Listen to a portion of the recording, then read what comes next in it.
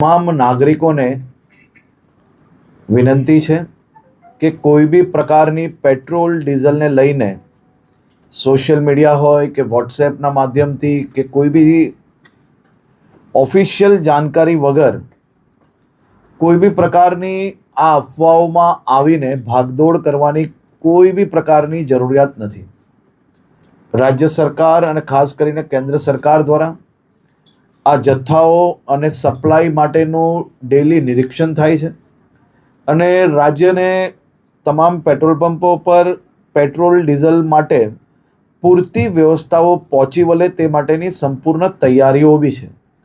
મારી રાજ્યના સૌ નાગરિકોને બે હાથ જોડીને વિનંતી છે કે આ પ્રકારની વાતો કોઈનો બી વોટ્સએપ મેસેજ આવ્યો હોય એને સીધું જ આપણે બીજા લોકોને ફોરવર્ડ કરીએ।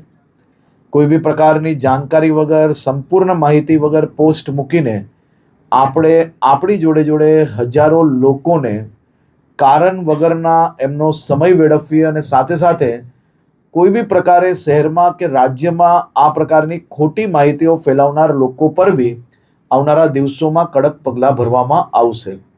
ખાસ કરીને વિનંતી છે કે કોઈ ચિંતા કરવાની આવશ્યકતા નથી। પેટ્રોલ ડીઝલ સંપૂર્ણપણે બધા જ પેટ્રોલ પંપ પર મળી રહે તે માટેની વ્યવસ્થાઓને ખાસ કરીને મુખ્યમંત્રીશ્રી બી દર 2 દિવસે એનો રિવ્યૂ લઈ રહ્યા છે અને ભારત સરકારમાંથી બી તમામ મંત્રાલયો આ બધા જ વિષયોમાં રેગ્યુલર રિવ્યू એમનું લઈ રહ્યા છે। આભાર।